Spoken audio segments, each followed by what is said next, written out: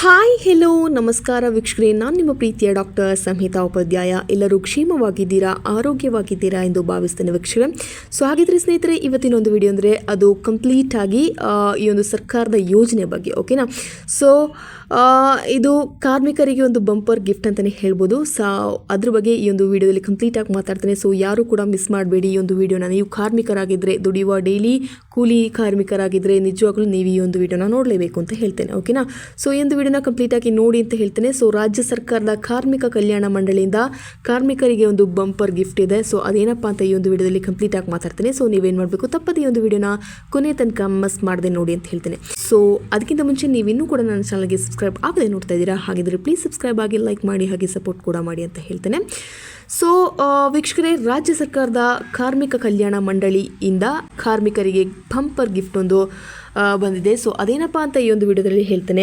So Karnataka ಸರ್ಕಾರದ ಕಾರ್ಮಿಕ ಇಲಾಖೆಯು ರಾಜ್ಯದ ಕಾರ್ಮಿಕ ಮಕ್ಕಳ ಶಿಕ್ಷಣಕ್ಕೆ ಪ್ರೋತ್ಸಾಹ ನೀಡಲು ವಿಶೇಷ ಯೋಜನೆಯನ್ನು ಅನುಷ್ಠಾನಗೊಳಿಸುತ್ತಿದೆ. ಸೊ ನಿಮಗೆ ಗೊತ್ತೇ ಇದೆ, ಸರ್ಕಾರ ಯಾವ ರೀತಿಯಾಗಿ ಈ ಒಂದು ವಿದ್ಯಾರ್ಥಿಗಳ ಶಿಕ್ಷಣಕ್ಕೆ ಪ್ರೋತ್ಸಾಹ ನೀಡುವ ಉದ್ದೇಶದಿಂದ ಯಾವುದೆಲ್ಲ ಯೋಜನೆಗಳನ್ನು ತಂದಿದೆ ಅಂತ. ಸೊ ತುಂಬ ಸ್ಕಾಲರ್ಶಿಪ್ ಕೂಡ ಕೊಡ್ತಾ ಇದ್ದಾರೆ. ಕಟ್ಟಡ ಕಾರ್ಮಿಕರಾಗಿರ್ಬೋದು, ಈ ಒಂದು ವಿದ್ಯಾಸಿರಿ ಆಗಿರ್ಬೋದು, ಈಗ ಅನೇಕ ಈ ಒಂದು ಸ್ಕಾಲರ್ಶಿಪ್ಪನ್ನು ಕೊಡ್ತಾ ಇದ್ದಾರೆ. ಸೊ ಇದರಿಂದ ತುಂಬ ವಿದ್ಯಾರ್ಥಿಗಳಿಗೆ ವಿವಿಧ ರೀತಿಯಲ್ಲಿ ಉಪಯೋಗವಾಗ್ತಿದೆ ಅನ್ನೋದು ಕೂಡ ನಮಗೆ ಗೊತ್ತೇ ಇದೆ. ಸೊ ಕರ್ನಾಟಕದ ಕಾರ್ಮಿಕ ಕಲ್ಯಾಣ ಮಂಡಳಿ ಅಂದರೆ KLWB ಅಡಿಯಲ್ಲಿ 2025-26ನೇ ಸಾಲಿನ ಶೈಕ್ಷಣಿಕ ಪ್ರೋತ್ಸಾಹಧನ ಸಹಾಯಕ್ಕಾಗಿ ಈಗ ಅರ್ಜಿಗಳನ್ನು ಆಹ್ವಾನಿಸಲಾಗಿದೆ. ಸೊ ಈ ಒಂದು ಶೈಕ್ಷಣಿಕ ಪ್ರೋತ್ಸಾಹಧನಕ್ಕೆ ಯಾರೂ ಕೂಡ ಅರ್ಹರಲ್ಲ ಅಂತ ನೀವು ಅನ್ಕೋಬೇಡಿ. ಸೊ ಶೈಕ್ಷಣಿಕದಲ್ಲಿ ನಾನು ತುಂಬ ಈ ಒಂದು ಪ್ರೋತ್ಸಾಹಧನಕ್ಕೆ ನಾನು ಕ್ವಾಲಿಫೈ ಆಗ್ತೇನೋ ಇಲ್ವೋ ಅನ್ನೋದ್ರ ಬಗ್ಗೆ ಕೂಡ ಎಲ್ಲದ್ರ ಬಗ್ಗೆ ನಿಮಗೆ ಡೌಟ್ ಇರುತ್ತೆ ಅಲ್ವಾ. ಸೊ ಹಾಗಾಗಿ ಈ ಒಂದು ವಿಡಿಯೋದಲ್ಲಿ ಕಂಪ್ಲೀಟ್ ಆಗಿ ಅರ್ಹತೆ ಏನು ಅದ್ರ ಬಗ್ಗೆ ಕೂಡ ನಾನು ಈ ಒಂದು ವಿಡಿಯೋದಲ್ಲಿ ಹೇಳಿಕೊಡ್ತೇನೆ. ಓಕೆನಾ.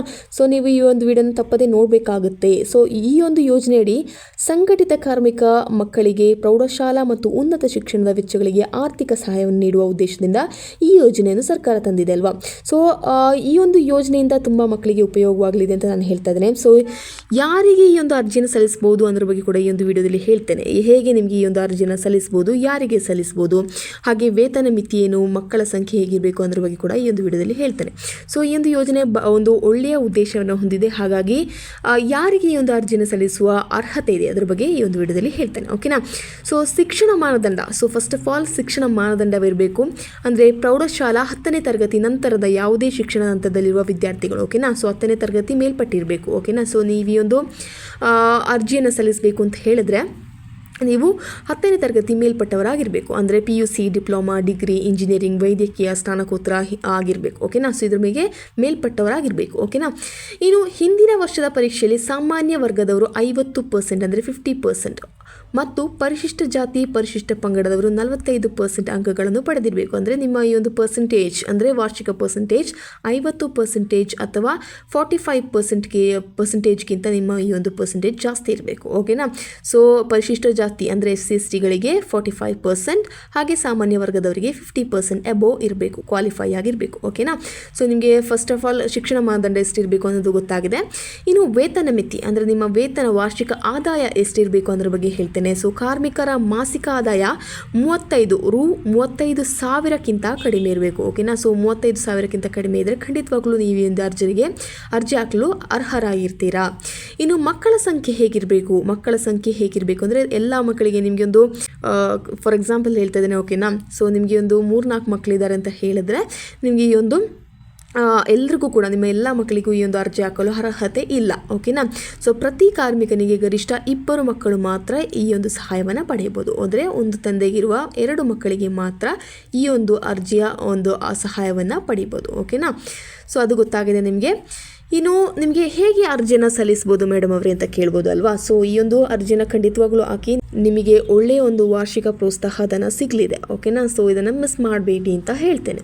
ಇನ್ನು ಅರ್ಜಿ ಸಲ್ಲಿಸುವ ವಿಧಾನ ಹೇಗೆ ಅಂತ ಅದರ ಬಗ್ಗೆ ಹೇಳ್ತೇನೆ. ಸೊ ಆಸಕ್ತರು ಕರ್ನಾಟಕ ಕಾರ್ಮಿಕ ಕಲ್ಯಾಣ ಮಂಡಳಿಯ ಅಧಿಕೃತ ವೆಬ್ಸೈಟ್ ಅಂದರೆ www.klwbapps.karnataka.government.in ಭೇಟಿ ನೀಡಬಹುದು. ಸೊ ಇದ್ರ ಬಗ್ಗೆ ನಿಮಗೆ ಡೌಟ್ ಇದ್ದರೆ ನನ್ನ ಕಮೆಂಟ್ ಸೆಕ್ಷನಲ್ಲಿ ಕಮೆಂಟ್ ಮಾಡಿ ತಿಳಿಸ್ಬೋದು. ಸೊ ನಾನು ಅಲ್ಲಿ ಟ್ಯಾಗ್ ಮಾಡ್ತೇನೆ. ಓಕೆನಾ. ಸೊ ಬೇಕಿದ್ದರೆ ಸೊ www.klwbapps.karnataka karnataka.government.in ಭೇಟಿ ನೀಡಿ ಆನ್ಲೈನ್ ಅರ್ಜಿ ಸಲ್ಲಿಸಬಹುದು. ಓಕೆನಾ. ಸೊ ಆನ್ಲೈನ್ ಅರ್ಜಿನ ಸಲ್ಲಿಸಬೇಕಾಗುತ್ತೆ ನೀವು. ಸೊ ಈ ಒಂದು ಅರ್ಜಿನ ಸಲ್ಲಿಸಲು ಕೊನೆಯ ದಿನಾಂಕ ಯಾವಾಗಪ್ಪ ಅಂತ ಹೇಳಿದ್ರೆ 31 December 2025. I repeat 31 December 2025, 31 December 2025ರವರೆಗೆ ನಿಮಗೆ ಈ ಒಂದು ಅರ್ಜಿಯನ್ನು ಸಲ್ಲಿಸುವ ಅವಕಾಶವಿದೆ. ಸೊ ಡೋಂಟ್ ಮಿಸ್ ಇಟ್ ಅಂತ ಹೇಳ್ತಾನೆ. ಸೊ ಕಂಪ್ಲೀಟಾಗಿ ಈ ವಿಡಿಯೋನ ಕೊನೆ ತನಕ ನೋಡಿ, ಅದರ ಬಗ್ಗೆ ಎಲ್ಲದ್ರ ಬಗ್ಗೆ ಡೀಟೇಲ್ಸನ್ನು ನೀವು ತಿಳ್ಕೊಳ್ಳಿ ಅಂತ ಹೇಳ್ತೇನೆ. ಓಕೆನಾ.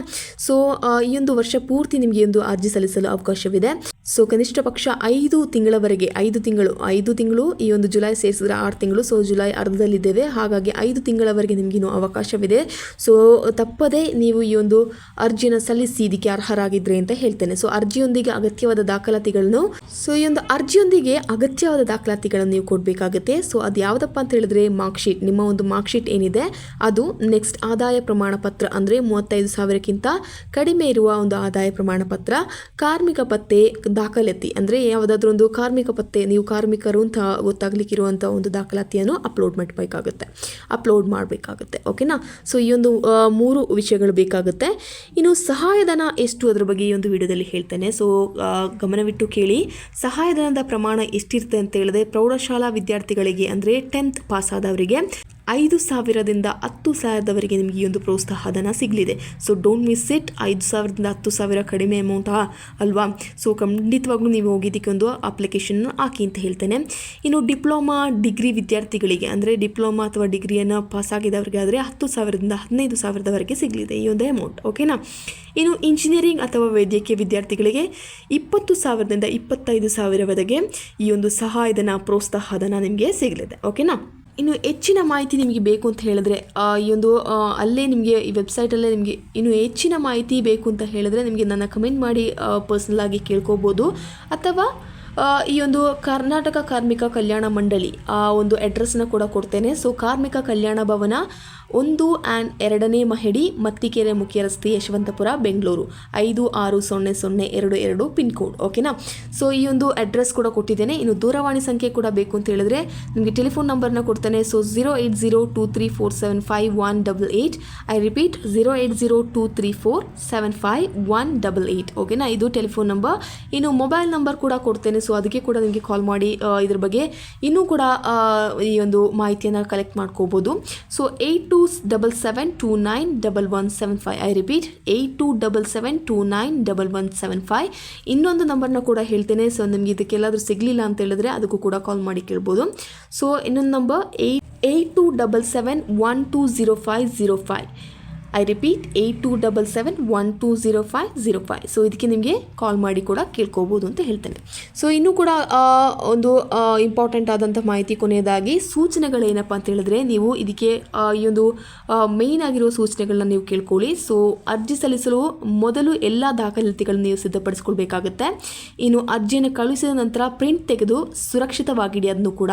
ಸೊ ಈ ಒಂದು ಪ್ರಿಂಟ್ ನಿಮಗೆ ಇಂಪಾರ್ಟೆಂಟ್. ಸೊ ಈ ಒಂದು ಅರ್ಜಿಯನ್ನು ಸಲ್ಲಿಸಿ ಅದರ ಪ್ರಿಂಟನ್ನು ತೆಗೆದು ಇಟ್ಕೊಳ್ಳಿ ನಿಮ್ಮ ಜೊತೆಗೆ.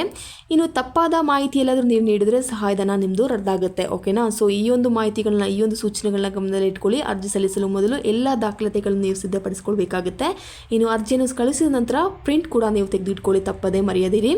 ಇನ್ನು ತಪ್ಪಾದ ಮಾಹಿತಿಯನ್ನು ನೀವು ನೀಡಬೇಡಿ ಯಾವುದೇ ರೀತಿಯಲ್ಲಿ. ನಿಮ್ಮ ಒಂದು ಆದಾಯ ಪ್ರಮಾಣ ಪತ್ರ 35,000ಕ್ಕಿಂತ ಕಡಿಮೆ ಇರಲೇಬೇಕು. ಸೊ ಅದು ಎಲ್ಲಾದರೂ ಎಬವ್ ಇದ್ದರೆ ಅದನ್ನ ಕಮ್ಮಿ ಮಾಡ್ಕೊಂಬಂದು ನೀವು ತಪ್ಪಾದ ಮಾಹಿತಿನ ಯಾವುದೇ ರೀತಿಯಲ್ಲಿ ಕೊಡಬೇಡಿ. ಯಾವುದಾದ್ರೂ ಸುಳ್ಳು ಮಾಹಿತಿಯನ್ನು ನೀವು ನೀಡಬೇಡಿ. ಕರೆಕ್ಟಾದ ನಿಮ್ಮ ಮಾಹಿತಿ ಇವುಗಳೆಲ್ಲದೂ ಕೂಡ ನೀವು ಅರ್ಹರಾಗಿದ್ದೀರಾ ಅಂತ ಹೇಳಿದರೆ ಮಾತ್ರ ಈ ಒಂದು ಅರ್ಜಿಯನ್ನು ಸಲ್ಲಿಸಿ ಅಂತ ಹೇಳ್ತೇನೆ. ಓಕೆನಾ. ಸೊ ಈ ಒಂದು ಯೋಜನೆಯು ಕಾರ್ಮಿಕ ವರ್ಗದ ಮಕ್ಕಳ ಶಿಕ್ಷಣಕ್ಕೆ ಹೆಚ್ಚಿನ ಅವಕಾಶವನ್ನು ನೀಡುತ್ತೆ.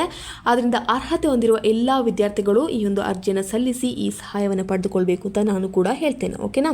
ಸೊ ತಪ್ಪದೇ ಈ ಒಂದು ಅರ್ಜಿಯನ್ನು ಸಲ್ಲಿಸಿ. ನಿಮಗೆ ಇದು ತುಂಬ ನಿಮ್ಮ ಪ್ಯಾರೆಂಟ್ಸ್ಗೂ ಕೂಡ ತುಂಬ ಹೆಲ್ಪ್ಫುಲ್ ಆಗುತ್ತೆ. ಸೊ ನೀವು ಎಲ್ಲರೂ ಕೂಡ ಮೊಬೈಲನ್ನು ಯೂಸ್ ಮಾಡ್ತೀರಾ, ಹಾಗಾಗಿ ಸೊ ಈ ಒಂದು ವಿಡಿಯೋ ನೀವು ನೋಡ್ತಾ ಇದ್ರೆ ಮಿಸ್ ಮಾಡದೆ ಖಂಡಿತವಾಗ್ಲೂ ಅರ್ಜಿಯನ್ನು ಸಲ್ಲಿಸಿ ಮಕ್ಕಳೇ ಅಂತ ನಾನು ಹೇಳ್ತೇನೆ. ಓಕೆನಾ. ಸೊ ಯಾರಾದರೂ ಪ್ಯಾರೆಂಟ್ಸ್ ಕೂಡ ನೋಡ್ತಾ ಇದ್ರೆ ಈ ಒಂದು ಅರ್ಜಿಯನ್ನು ಸಲ್ಲಿಸಿ ಕೂಡಲೇ ಅಂತ ಹೇಳ್ತೇನೆ. ಸೊ ಮಿಸ್ ಮಾಡ್ಕೋಬೇಡಿ ಇಂತಹ ಒಂದು ಪ್ರೋತ್ಸಾಹ ಧನವನ್ನು. ಓಕೆನಾ. ಸೊ ಇದ್ರ ಬಗ್ಗೆ ಏನಾದರೂ ನಿಮಗೆ ಡೌಟ್ ಇದ್ದರೆ ಖಂಡಿತವಾಗ್ಲೂ ನನಗೆ ನನ್ನ ಒಂದು ಕಮೆಂಟ್ ಟೆಕ್ಸ್ಟ್ ಸೆಕ್ಷನಲ್ಲಿ ನಿಮಗೆ ಕಮೆಂಟ್ ಮಾಡಿ ತಿಳಿಸ್ಬೋದು ಅಂತ ಹೇಳ್ತಾ ಈ ಒಂದು ವಿಡಿಯೋನ ಸ್ಟಾಪ್ ಮಾಡ್ತೇನೆ. Until then see you. It's me doctor Samhita Upadhyaya. ಧನ್ಯವಾದಗಳು. Thank you.